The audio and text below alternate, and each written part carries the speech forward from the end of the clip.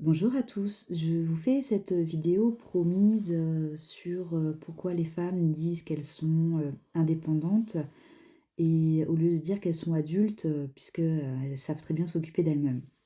Il y a plusieurs raisons à ça. Raisons sociales, culturelles, psychologiques. C'est des raisons pour lesquelles certaines femmes utilisent le mot indépendante.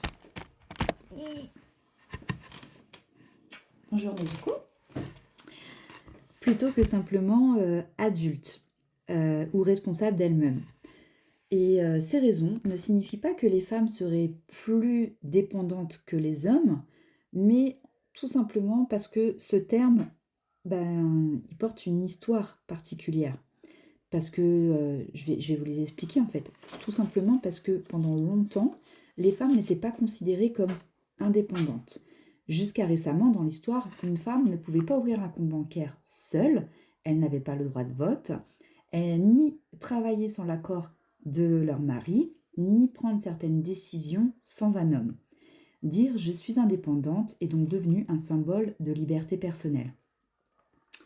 En deuxième point, en fait, c'est parce que l'indépendance féminine est souvent jugée ou remise en question. Dans la société, on dit qu'une femme cherche un homme pour la prendre en charge ou qu'elle a besoin de quelqu'un pour gérer. Alors affirmer je suis indépendante est une façon de dire je ne suis pas définie par un homme ni par une relation. En troisième point, parce que le mot indépendante a une valeur identitaire.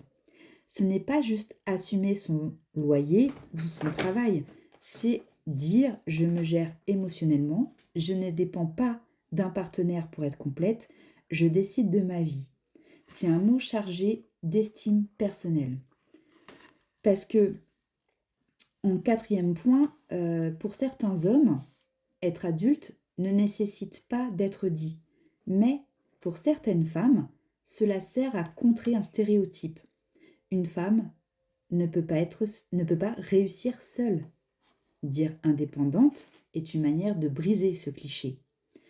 Pour résumer en fait un petit peu ça, les femmes ne disent pas je suis indépendante parce qu'elles sont que adultes, elles le disent parce que ce mot a une histoire, représente un combat gagné, leur permet de revendiquer leur autonomie dans un monde qui longtemps ne leur a pas donné.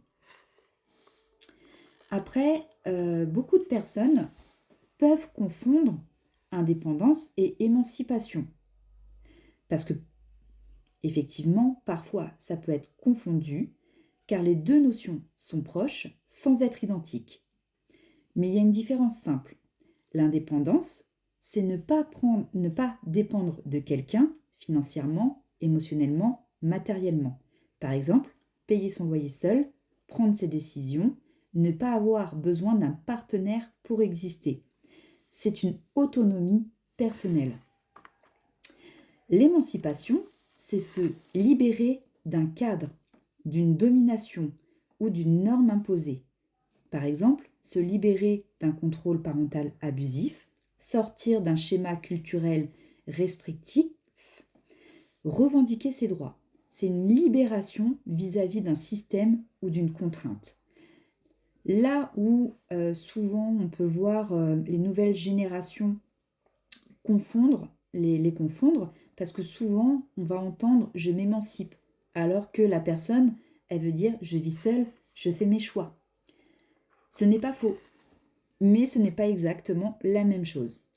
Tu peux être indépendant sans être émancipé. Tu gagnes ta vie, mais tu restes prisonnier de certaines pressions sociales ou affectives. Tu peux être émancipé sans être totalement indépendant. Et oui, tu te libères mentalement d'un contrôle, mais tu dépends encore financièrement. Pourquoi la confusion existe? Ça peut être lié aux réseaux sociaux qui simplifient les concepts. Les mots liberté, indépendance, émancipation sont aussi utilisés comme slogan. Du coup, ça peut créer en fait un léger amalgame. Et aussi, on voit beaucoup les nouvelles générations qui parlent plus de santé mentale, de liberté personnelle, donc les frontières deviennent floues. En réalité, l'émancipation est souvent un processus, l'indépendance est souvent un état.